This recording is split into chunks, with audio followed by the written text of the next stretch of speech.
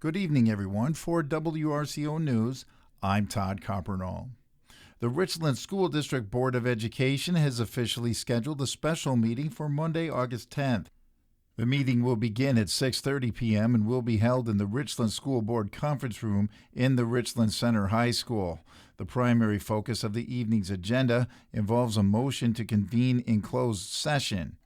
This session is intended to conduct a pupil expulsion hearing and to allow for the necessary deliberations concerning the matter as permitted by state statutes. The board is expected to take formal action during this closed portion of the meeting. In addition to the expulsion hearing, the board will review and consider potential revisions to previous orders of pupil expulsion that have been issued. Furthermore, the members will evaluate a specific request for the expungement of an order of pupil expulsion. Once the board has addressed all items on the agenda or declined to take further action, the meeting will conclude with a motion to adjourn the meeting from the closed session. The Village of Spring Green Board of Trustees will convene for a meeting Wednesday, August 12th at 7 p.m. During this session, the board will address new business, specifically the discussion and potential action regarding proposed amendments to Ordinance 180 concerning bicycle and play vehicles. Additionally, the meeting will feature an information session regarding the 2027 budget timetable for the village. A benefit for Jolene Newkirk will be held Sunday, August 9th from 3 until 8 o'clock at the Buena Vista Bicentennial Park in Gotham.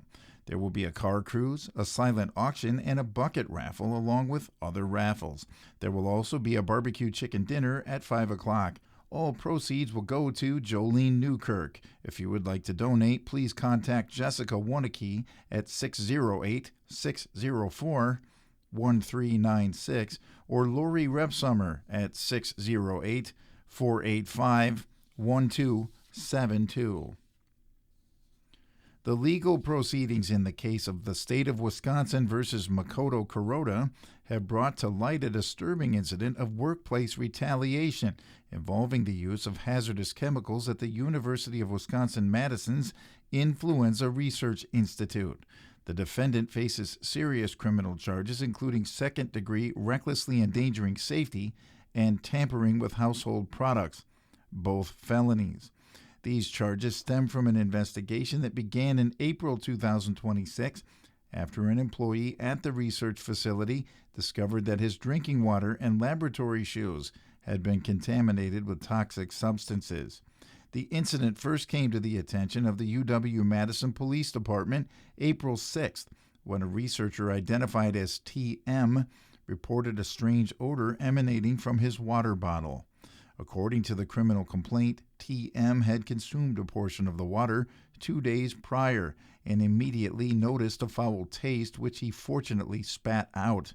The situation escalated when TM later discovered the same pungent chemical smell on his lab shoes. Forensic analysis conducted by the Wisconsin State Laboratory of Hygiene confirmed a high concentration of chloroform in the water bottle, a finding that indicated a significant and dangerous initial exposure level for any individual who might have consumed the liquid. Forensic analysis conducted by the Wisconsin State Laboratory of Hygiene confirmed a high concentration of chloroform in the water bottle, a finding that indicated a significant and dangerous initial exposure level for any individual who might have consumed the liquid. As the investigation progressed, the focus shifted toward the defendant following a dramatic admission of guilt. Kuroda reportedly confessed to TM and his supervisors, stating plainly, "I did it." He further solidified this admission through an email sent to a professor at the institute expressing regret for his actions. During subsequent interviews with law enforcement, Kuroda detailed a history of professional friction and perceived disrespect from TM, citing issues ranging from lab safety protocols to interpersonal grievances. He admitted to using a syringe to inject a mixture of paraformaldehyde and trizol, chemicals he frequently handled for bacterial culture experiments, into TM's water bottle and shoes. Kuroda even revealed that he had used artificial intelligence to research the specific dosages of these chemicals that would cause physical illness without being lethal, intending for his colleague to, quote, feel bad rather than die. Currently, the legal case against Kuroda is actively moving through the Dane County Circuit Court system following his initial appearance where a $5,000 cash bond was set. The defendant was bound over for trial after a preliminary hearing established probable cause. Most recently, an arraignment was held August 6, during which Kuroda entered a plea of not guilty to the charges. The court has scheduled a pretrial conference for September 25th as the prosecution and defense prepare for the next phase of this complex and unsettling criminal matter. A Kenosha woman is facing legal proceedings after being charged with a felony in a recent vehicle-related incident. Emily A. Fair, 36, has been officially charged with taking and driving a Pleasant Prairie ambulance while she was completely naked, a Class H felony under Wisconsin statutes. The case, which was initiated through electronic filing August 4th, stems from an incident that led to her initial appearance in court earlier this week. During the initial court proceedings before Court Commissioner Daniel E. Kellum, a cash bond was set at $200. As part of the conditions for her release, Fair has been ordered to have no contact with the Pleasant Prairie Fire Department unless emergency services are required. The court also emphasized that proper attire is mandatory for all future appearances, specifically prohibiting shorts or tank tops within the courtroom. Defense attorney Daniel Slapczynski was appointed to represent Fair through the Public Defender's Office August 5th. During the early stages of the case, the defense raised concerns regarding the defendant's competency to stand trial. In response, the court has ordered a formal competency examination, and the necessary documentation has been forwarded to the Department of Health Services for review. A competency hearing has been scheduled to address these findings on August 26th at 3 p.m. before Judge David O. Hughes in Kenosha County Circuit Court. Fair remains in custody pending the results of the evaluation and the satisfaction of her bond conditions. In a significant escalation of congressional oversight regarding the federal response to the COVID-19 pandemic, U.S. Senator Ron Johnson of Wisconsin, chairman of the Permanent Subcommittee on Investigations, officially voted to hold Dr. Anthony Fauci in contempt of Congress. The move occurred during a business meeting of the Homeland Security and Governmental Affairs Committee and was prompted by what Senator Johnson characterized as a refusal to comply with committee investigations and a notable silence from Dr. Fauci during recent testimony. During his remarks, Senator Johnson strongly rejected criticisms from Democratic colleagues who suggested the investigation was rushed or one-sided. He argued that the quest for accountability has been ongoing since 2020, citing a long-standing lack of cooperation from health officials. The senator pointed to past hearings involving alternative treatments and vaccine safety, alleging that previous attempts to bring forward diverse medical perspectives were systematically denigrated or ignored by the committee's ranking members. A central point of Johnson's argument involved revelations from Dr. Fauci's personal diaries, which the senator claims show a stark contradiction between Fauci's private thoughts and his public directives. Johnson highlighted an early entry suggesting the pandemic might be comparable to a severe flu season, questioning whether such a prognosis justified the widespread economic and social disruptions that followed.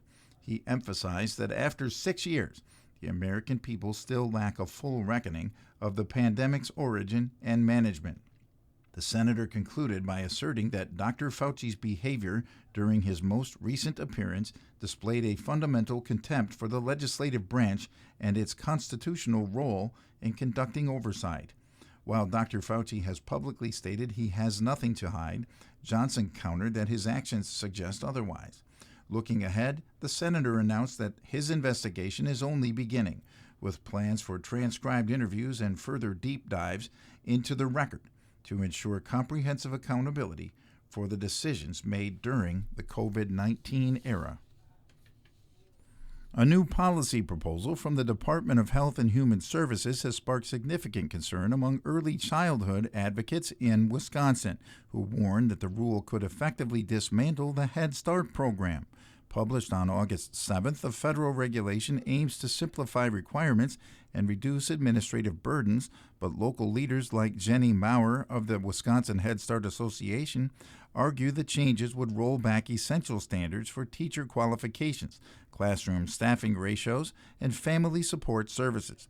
Maurer contends that these rollbacks would undermine the quality of care and jeopardize the future of funding for a program that currently serves over 12,000 Wisconsin families. The potential impact is particularly acute in rural Wisconsin, where nearly 70% of children already reside in child care deserts. In many of these communities, Head Start remains the sole licensed provider of early childhood education. Maurer fears that the proposed rule represents a dangerous progression toward losing these vital services entirely in rural areas. Furthermore, the regulation introduces a rigid language requirement that would mandate all education be conducted in English. Advocates point out that this is highly impractical for regions like western Wisconsin, where many classrooms consist of Spanish-speaking 3-year-olds who require native language support to effectively transition to English literacy. While federal officials maintain that the changes are necessary for cost reduction and accountability, critics of the program point to past reports highlighting high costs and inconsistent long-term results as justification for reform. Maurer acknowledges that while improvements can always be made, the current proposal threatens the very elements that make Head Start successful. As the program continues to grapple with funding delays and regional closures, the next 60 days will be a critical window for community members to participate in the public comment period and voice their perspectives on the future of the program. Vital statistics right after this.